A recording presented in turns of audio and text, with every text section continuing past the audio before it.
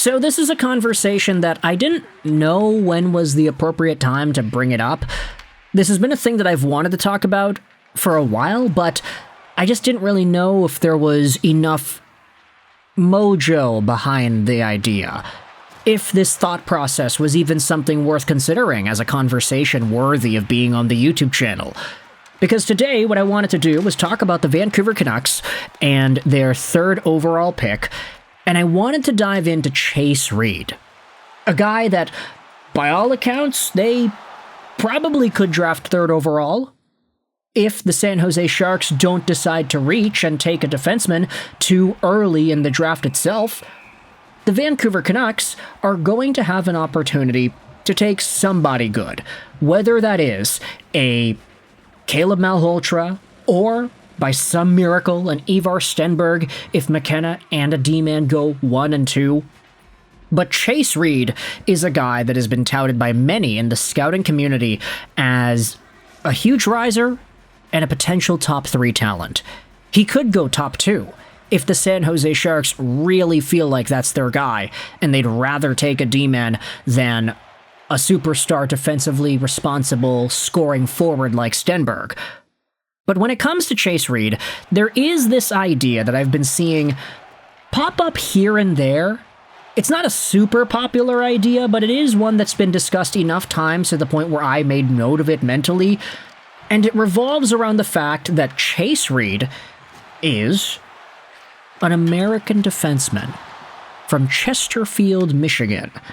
And he's a guy that has represented the USA a number of times at international tournaments and throughout the course of his young hockey playing career. Chase Reid, 6'2", 187, right-handed defenseman. He's a good guy. He scored a lot of points with the Sioux Greyhounds this season. He also played for Team USA at the World Juniors. 4 points in 5 games. Not bad for a draft-eligible defenseman. But the idea I wanted to focus on is the fact that Chase Reid is an American dude.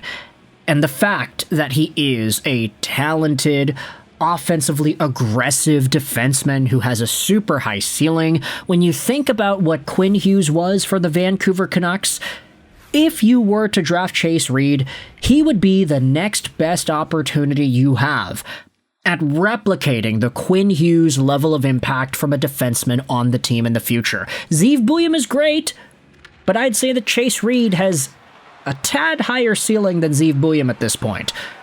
But with that said, when you think about the Vancouver Canucks and superstar American defensemen, there have been enough folks on Canucks social media discourse that I've seen to be made aware that some fans actually wouldn't be interested in drafting this guy.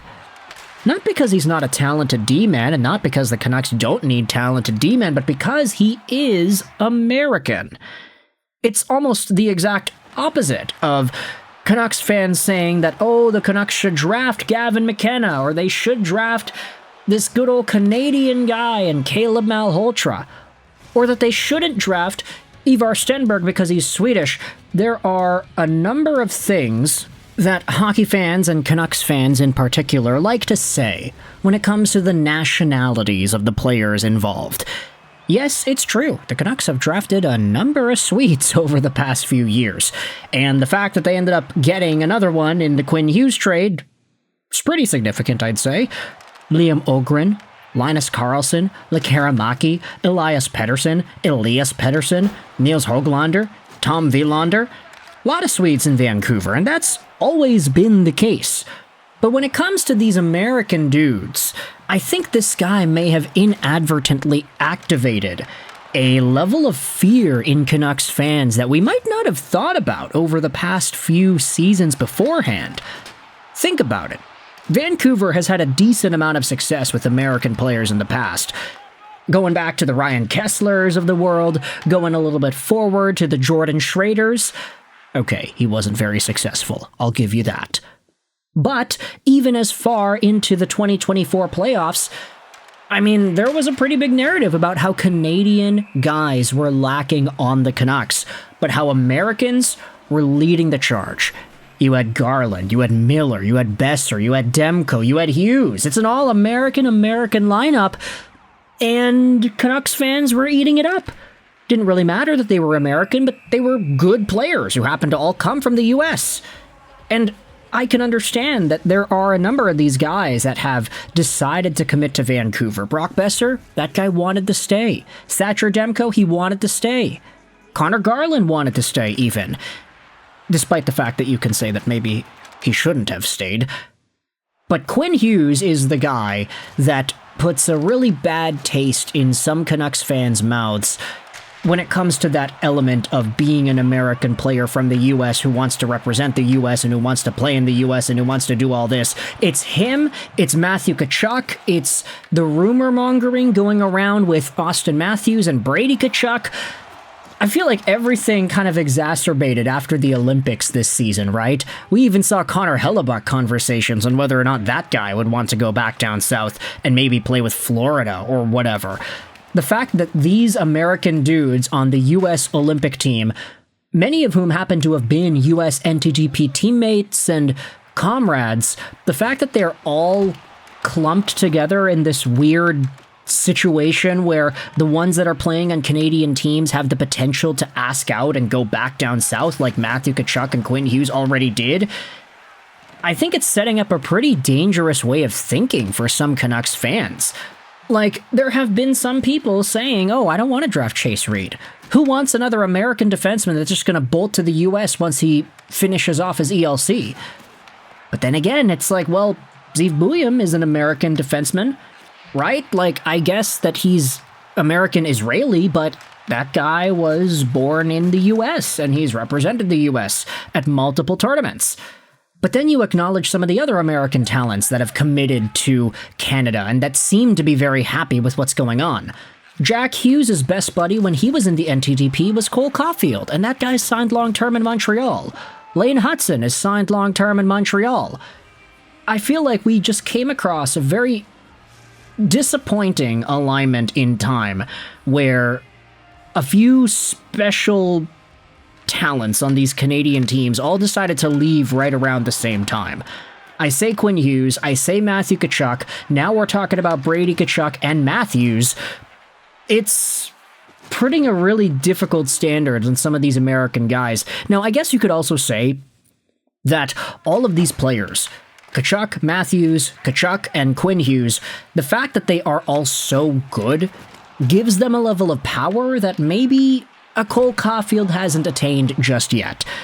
The fact that these guys are captains of their teams gives them a level of authority that potentially Lane Hudson hasn't been able to accrue just yet. Whether that changes one day, who really knows? But I think about it like, wow, Cole Caulfield is having a great comeuppance in his NHL career alongside of Slavkovsky and Suzuki. Especially Nick Suzuki. They made their debuts around the same time, and they grew up in the Canadiens organization together. They were both a part of the 2021 finals run.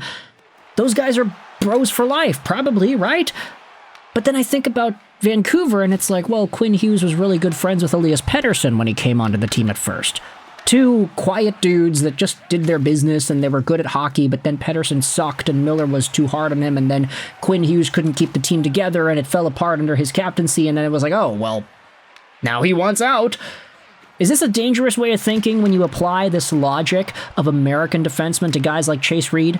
I have seen it in more places than one, and I understand that this video is inherently not a good conversation to be having, but at the same time, I have seen the conversation pop up enough that I think that it is worth at least acknowledging and asking you to let me know in the comments. Do you think this American Chase Reid thing is an element that should be considered when thinking about his draft status?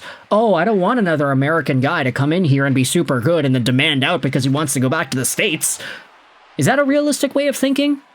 Let me know your thoughts in the comment section below. I hope you enjoyed this video. And bye.